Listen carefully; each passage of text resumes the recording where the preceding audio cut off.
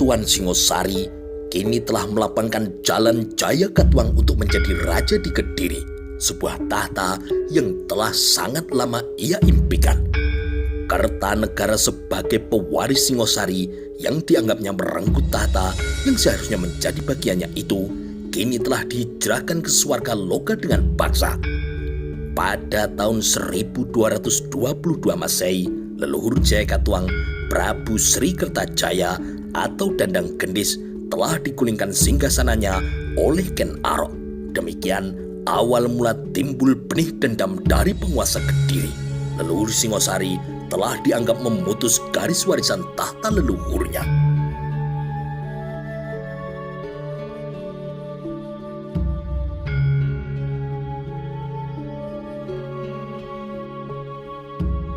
Benih-benih dendam itu tidak kunjung layu.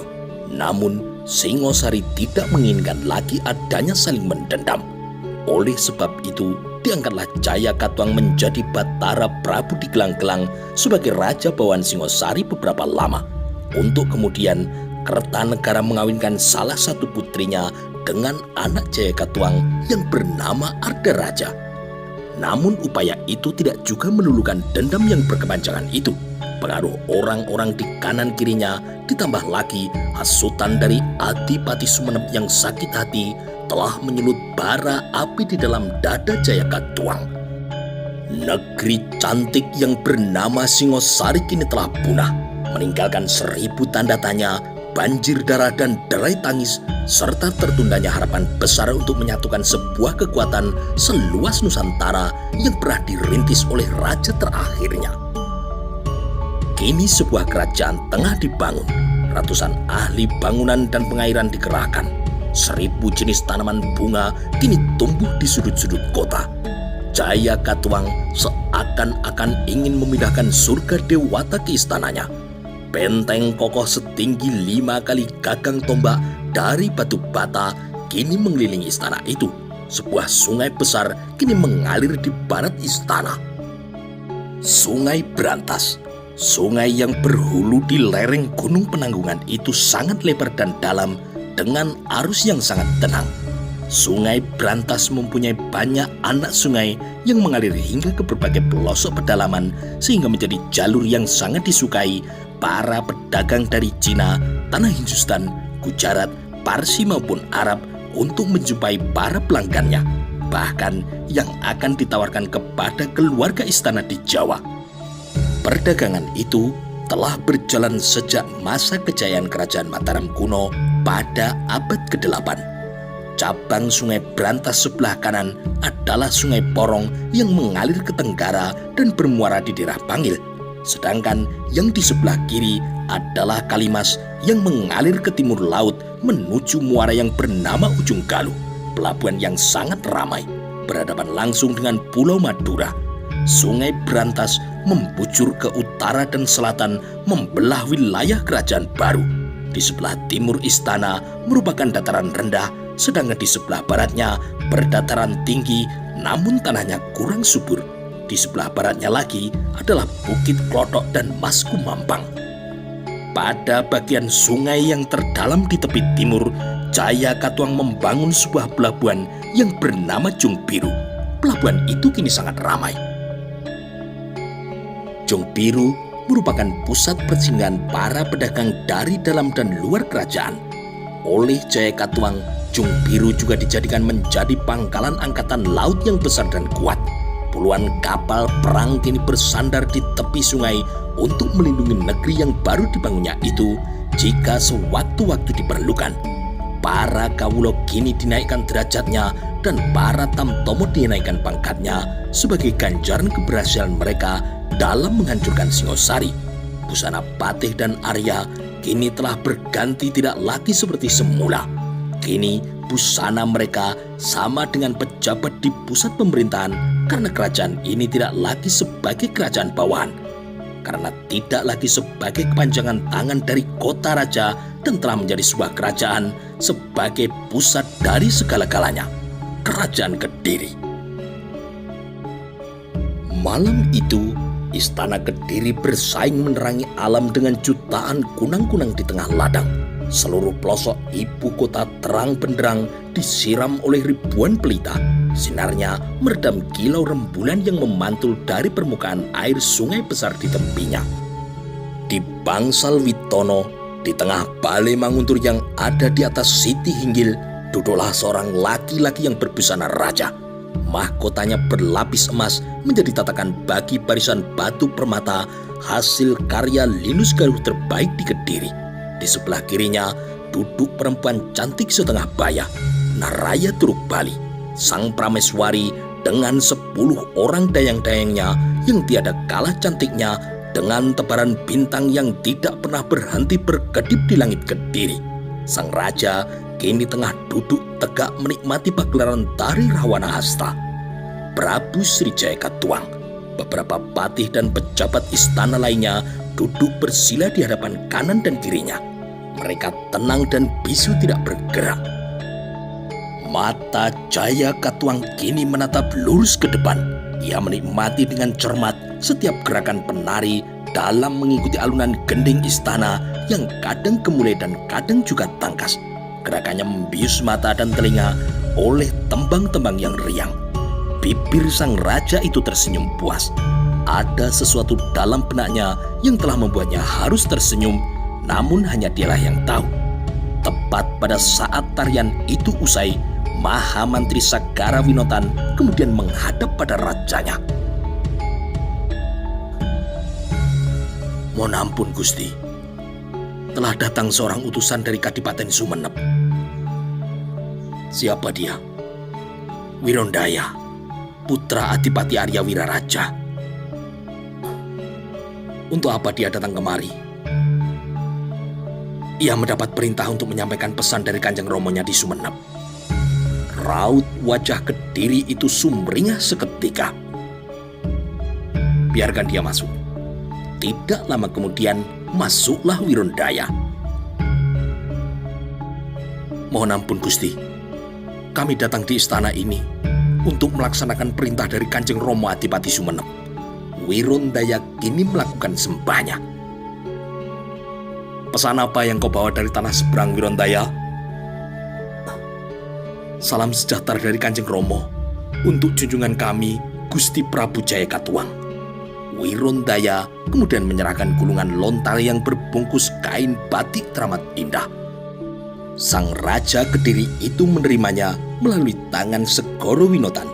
Beberapa saat kemudian semua mata tertuju pada gulungan lontar di tangan rajanya dengan jantung yang berdebar-debar.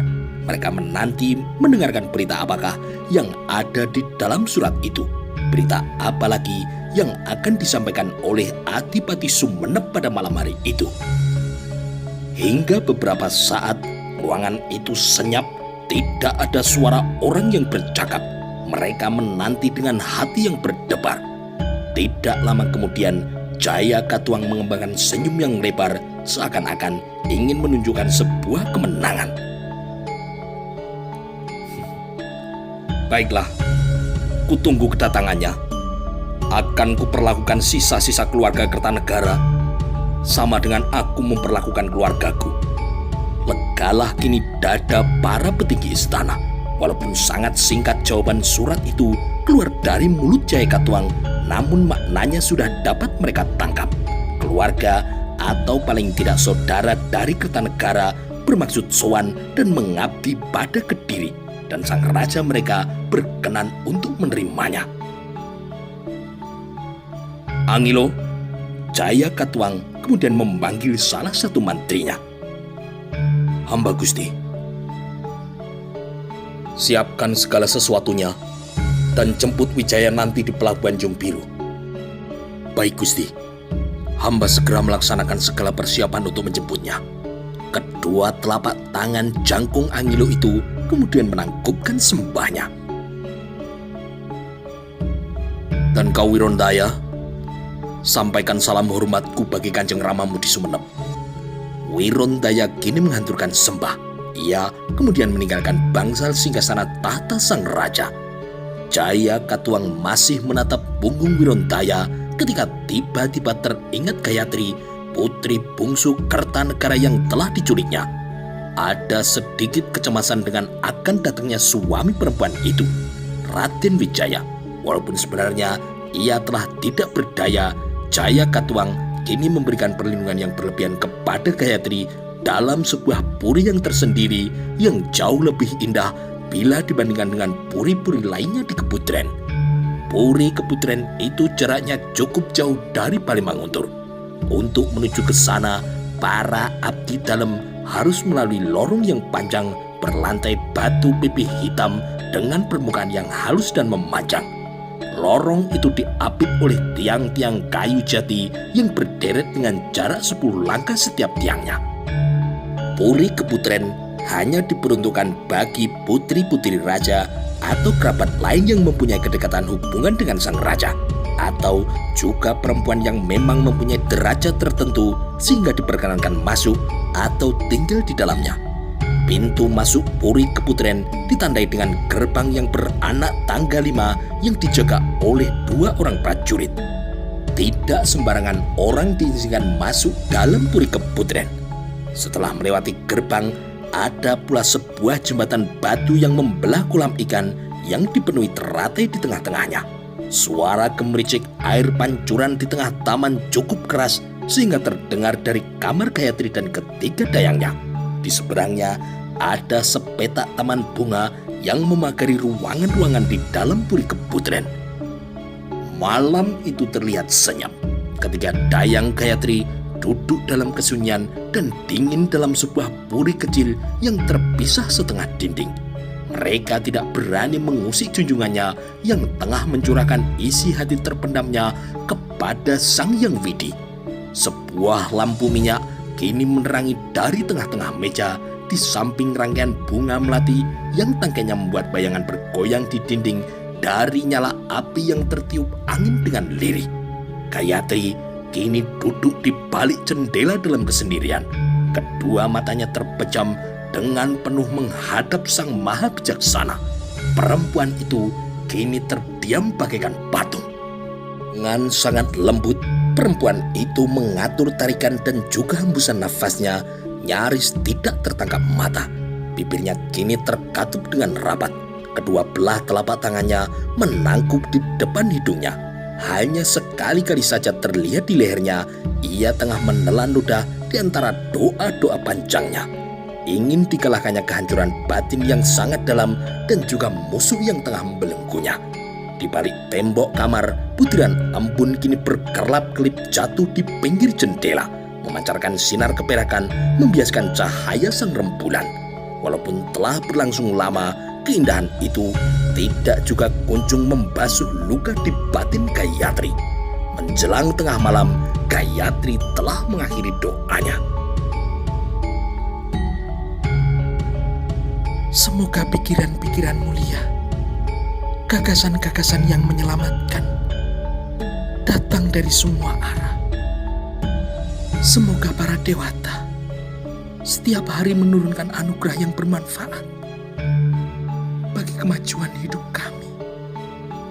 Petir kini datang menyambar, menyeruak lancang lubang jendela tanpa salam dan membuyarkan titik-titik embun di pinggir jendela, mengejutkan 3 orang dayang di belakang Gayatri hingga mereka melonjak dari tempat duduknya. Dan itu menandai akhir doa panjang yang dipanjatkan oleh Gayatri sejak terbenamnya matahari hingga saatnya beribu-ribu kelelawar berterbangan di langit Kediri menjelang tengah malam. Cakrawala kini menjadi sepi, digantikan oleh rintih jangkrik dan serangga penguasa malam di sela-sela bongkahan batu-batu alam di tepi dinding tebal Puri Keputren. Waktu kini terus berputar. Siang kini telah menyambangi negeri Kediri. Suara gending mengalun tidak pernah mati dengan lembut berdengung, menyisir selapon Tanjung yang berjajar di halaman berpasir bersama dengan angin timur yang menggoyangkan daun-daunnya. Di Balai Paseban, suara gending itu terdengar utuh tanpa sebuah celah. Suaranya mampu didengar baik oleh para kawulo yang duduk bersila di dalamnya. Sementara di luar dinding istana, keriuhan telah berlangsung sejak pagi. Rakyat berkumpul merayakan hari kemenangannya. Hanya di balai besar itu yang tidak terusik oleh hingarnya para kawula yang menumpahkan keriuhannya di tengah perayaan Hari Raya Galungan yang jatuh pada Budak Kliwon. Mereka memperingati kemenangan Dharma melawan Adharma. Panji-panji Kediri kini berkibar di seluruh negeri. Umbul-umbul warna-warni berjajar pada sepanjang jalannya. Jangkung Angilo kini duduk bersila paling depan di tengah-tengah barisan para pejabat kerajaan yang saling berhadapan. Di belakangnya ada Raden Wijaya yang diapit oleh Lembu Sora dan Nampi. Di belakangnya lagi Medang Dangdi, Wirota Wirogati, Lembu Kapetengan, Maeso Pawagal, Paman Dana dan banyak kapu. Setelah duduk berdiam diri beberapa saat, tidak lama kemudian orang-orang itu kini membungkukkan badan. Prabu Jaya Katuang kemudian muncul diiringi oleh Naraya Turuk Bali, Patih Maheso Mundarang, Maha Mantri Segoro Winotan dan Arda Raja.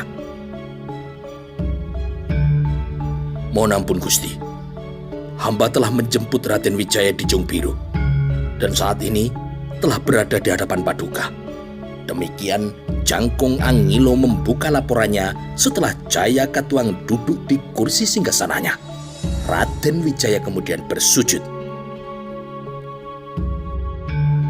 Salam sejahtera, semoga selalu tercurah kepada junjungan kami Gusti Prabu Jaya Katuang. Engkau datang tepat pada waktunya, anakku.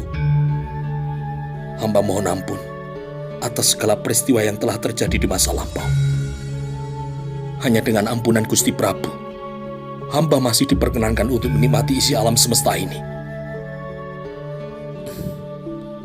Aku telah mengampunimu sejak engkau mengakui kekuasaanku, Le. Sekarang, apa yang hendak engkau lakukan di Kediri? Hamba berniat mengabdi di Kediri dan menghamba kepada Gusti Prabu. Mata Naraya Turuk Bali menatap Raden Wijaya tidak berkedip. Ada rasa iba wanita itu memandang seorang pemuda yang masih satu darah dengannya. Tangan Prabu Jaya Katuang kemudian meraih sebutir buah di atas meja di sampingnya. Ia kemudian menggigitnya. Tidak ada suara apa-apa. Hening, suara tembang kini terdengar kembali. Seakan-akan ingin menguasai lubang telinga orang-orang di dalam ruangan itu. Semuanya kini menjadi hanyut terbawa alam impian yang ditawarkan oleh tembang itu. Di tempat duduknya, Patih Maheso Mundarang kini terlihat lega. Kepasrahan yang terucap dari bibir Raden Wijaya telah membawa sirna rasa dendam yang sempat lama bersemayam di dadanya.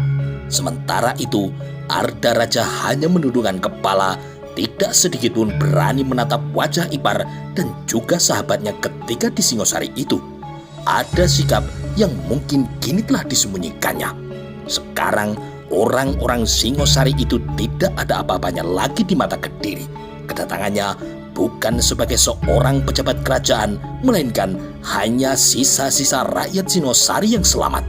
Pakaiannya pun juga tidak jauh berbeda dengan rakyat biasa. Tidak ada tanda-tanda kebesaran yang disandangnya. Memang akulah yang paling berhak atas tahta ini.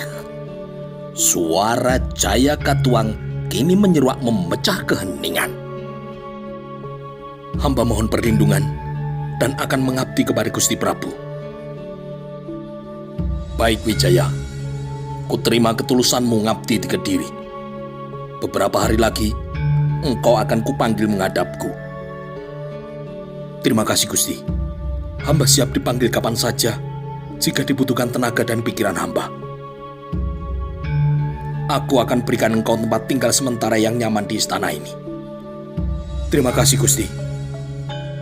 Jangkung Angilo akan menyiapkan tempat tinggalmu selama di Kediri. Jangkung Angilo kini membungkukkan badan. Jaya Katuang kemudian bangkit dari kursi singgasana. Ia berlalu meninggalkan Balai Paseban diikuti oleh Naraya Turuk Bali, Maheso Mundarang, Segoro Winotan dan Arda Raja. Raden Wijaya dan pengikutnya kemudian mengaturkan sembah dan berlalu keluar dari ruangan pertemuan itu, meninggalkan sebuah keheningan menuju keriuhan pesta pora kemenangan sang rakyat. Suasana riuh perayaan Hari Raya Galungan di luar istana masih berlangsung dengan ramai, diramaikan dengan berbagai perlombaan.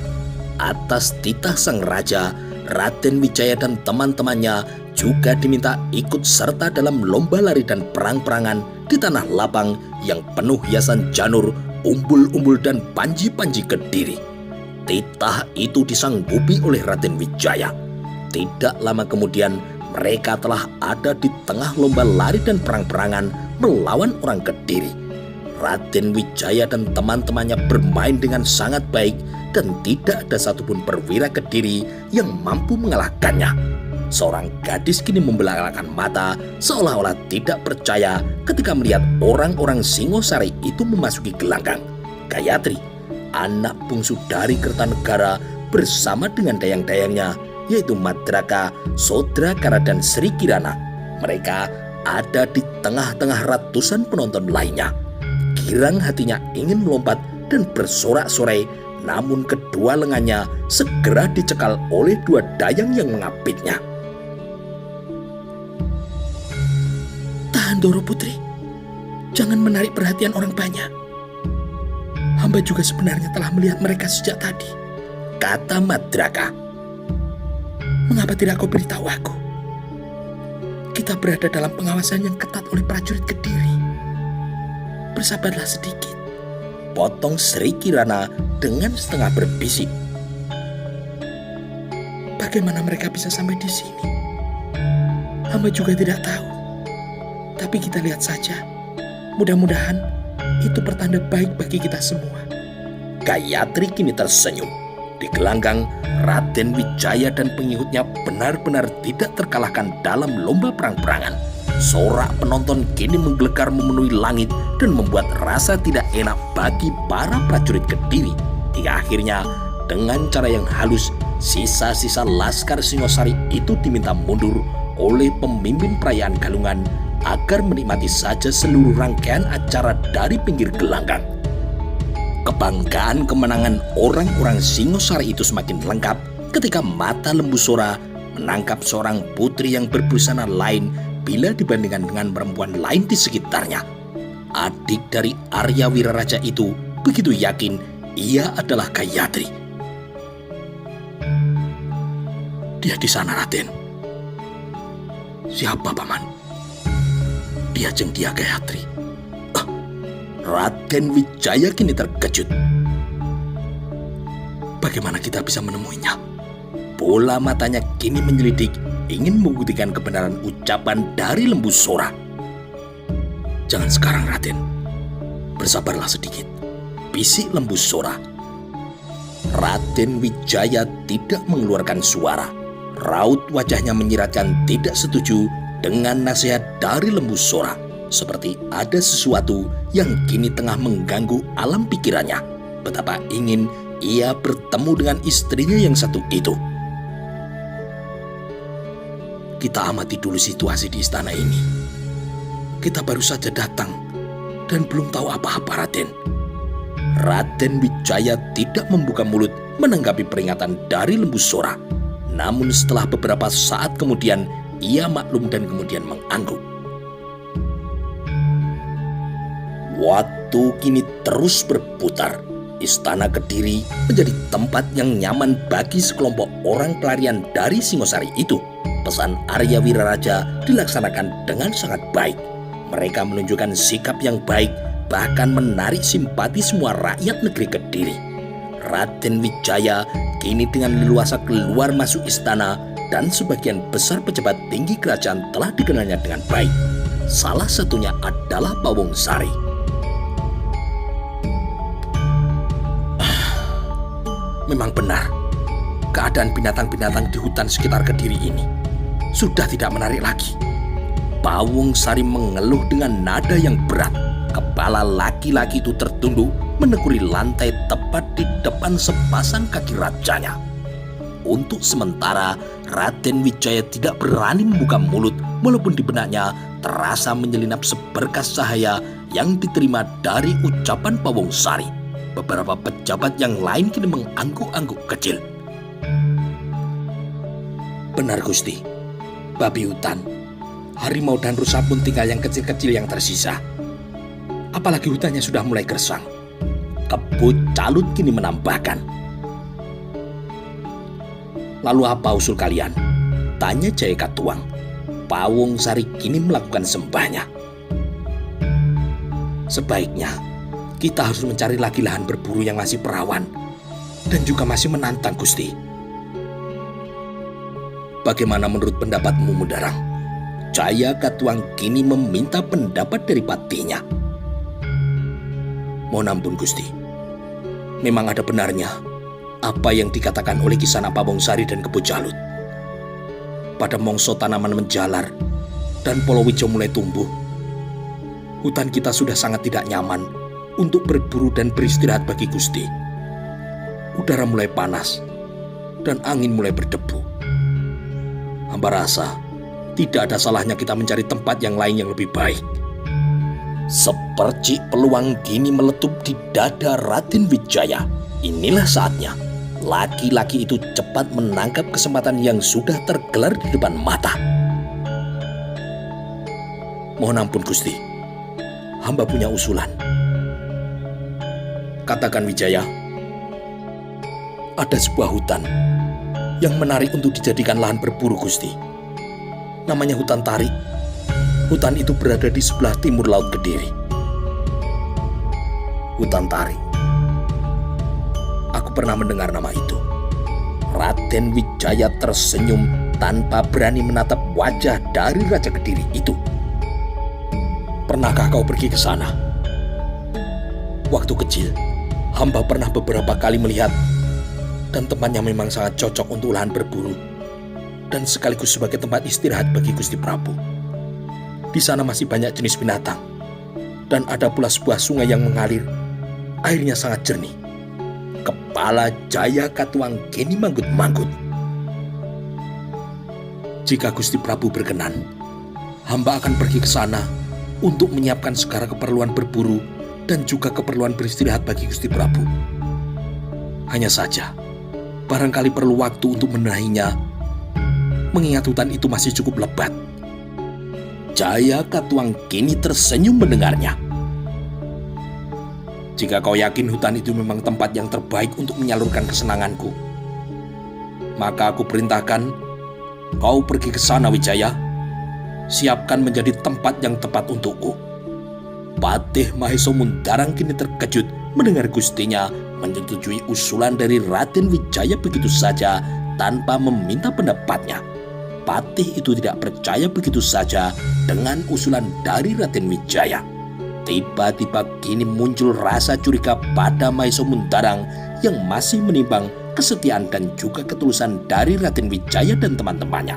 Apalagi dengan usulan yang baru saja disampaikan itu, kewaspadaannya sebagai seorang prajurit kini muncul kembali. Ampun Gusti Prabu. Hamba akan segera melaksanakan titah Gusti Prabu sebaik-baiknya. Potong Raden Wijaya. Baik, setelah selesai persiapanmu di hutan itu, segera kembali. Aku menunggu kabar darimu. Biarlah istrimu Gayatri tetap tinggal di sini. Perintah Jaya Katuang. Kalimat terakhir Raja Kediri itu menyulut bara di dada Raden Wijaya.